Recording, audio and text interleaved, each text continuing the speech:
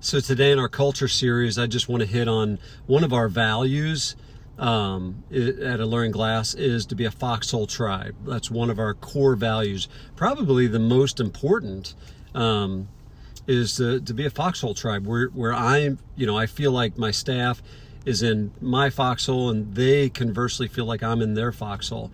So in full transparency, what happens when you fire somebody? So we fired a young man this year. And so what happens when you fire a guy? Like, you kicked him out of the foxhole. What happens when we've had two guys in the past, couple months, two guys transition out of our company, quit. They quit. They climbed out of the foxhole and left.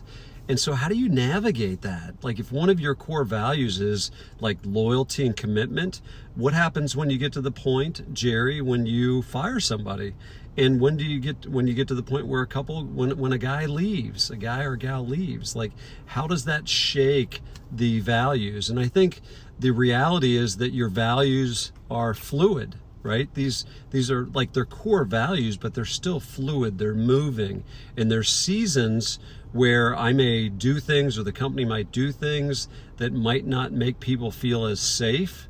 And regardless if they quit or they're fired, I mean, there's things that happen that create tension, right? There's tension. So I think it's like, I'm committed to you and you're committed to me, and yet there's seasons where that's just not true.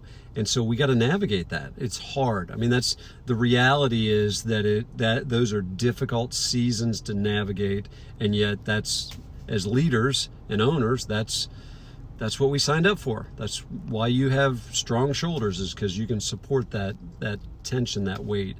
It is hard. It is really, really hard. So anyway, having core values and living them out and recognizing they're fluid is really important.